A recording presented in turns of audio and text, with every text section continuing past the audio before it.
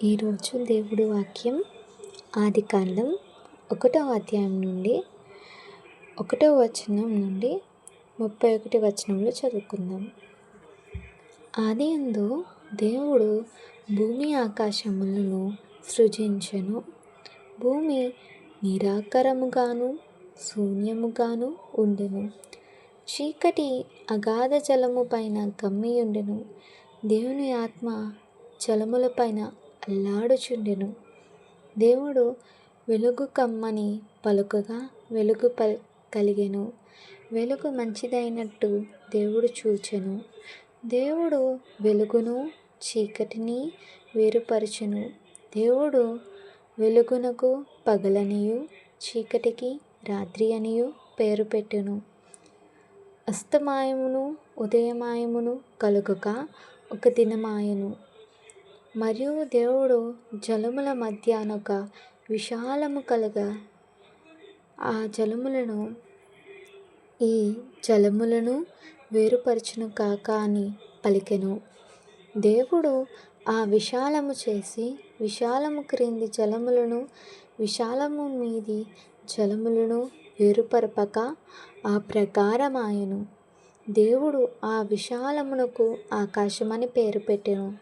అస్తమాయమును ఉదయమాయమును కలుగగా 2వ దినమాయెను. దేవుడు ఆకాశము క్రిందనున్న జలము లోక చోటనే కూర్చుబడి ఆరిన నేల కనబడును కాక అని పలుకగా ఆ ప్రకారమాయెను. దేవుడు ఆరిన నేలకు భూమి అని పేరు పెట్టెను. జలరాశికి ఆయన సముద్రములన్నీ పేరు పెట్టును. అది మంచిదని దేవుడు చూచెను.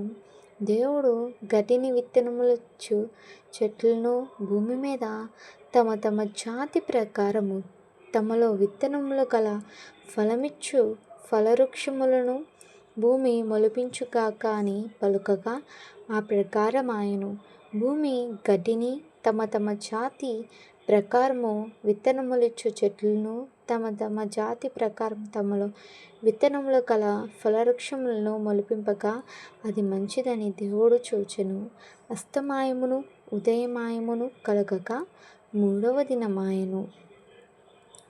దేవుడు పగటిని రాత్రిని వేరుపరచినట్లు ఆకాశ విశాలమందు జ్యోతులు కలుగును గాక అనియు అవి సూచనలను కాలములను దిన సంవత్సరములను సూచించుటకై ఉండుగాక అనియు భూమి మీద వెలుగిచ్చుటకు అవి ఆకాశ విశాలమందు జ్యోతులై ఉండు గాక అనియు పలికెను.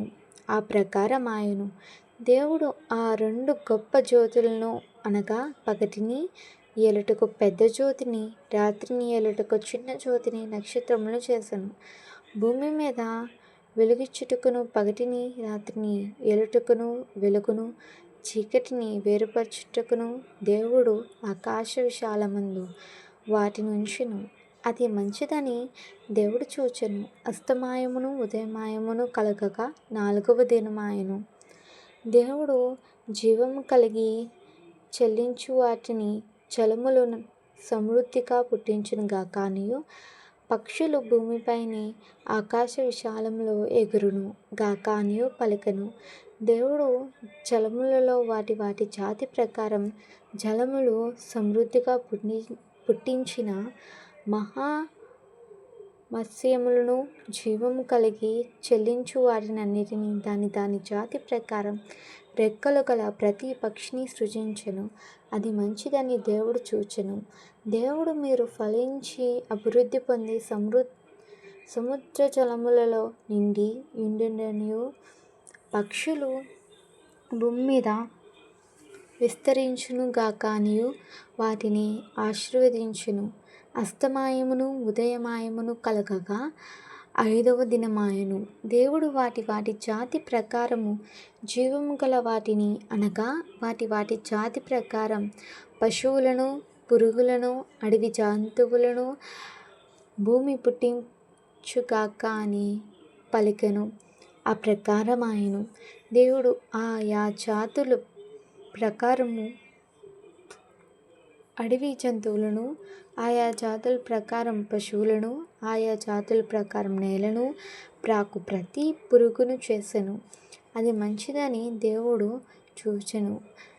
దేవుడు మన స్వరూపమందు మన పోలిక చొప్పున నరులను చేయుదుము. వారు సముద్రపు చేపలను, ఆకాశ పక్షులను, పశువులను, సమస్త భూమిని, భూమి మీద ప్రాకు ప్రతి జంతువును ఎలుదురుగాక అనియు పలికెను. దేవుడు తన స్వరూపమందు నరుని సృజించెను. దేవుని స్వరూపమందు వారిని సృజించెను. స్త్రీని గాను పురుషుని గాను వారిని సృజించెను. దేవుడు వారిని ఆశీర్వదించెను. ఎట్లా అనగా, మీరు ఫలించి అభివృద్ధి పొంది విస్తరించి భూమిని నిండించి దాన్ని లోపర్చుకొనుడి. సముద్రపు చేపలను, ఆకాశ పక్షులను, భూమి మీద ప్రాకు ప్రతి జీవిని ఏలుడని దేవుడు వారితో చెప్పెను. దేవుడు, ఇదిగో, భూమి మీదనున్న విత్తనములిచ్చు ప్రతి చెట్టును, విత్తనములిచ్చే వృక్ష ఫలము గల ప్రతి వృక్షమును మీకిచ్చి ఉన్నాను. అవి మీకాహారమగును.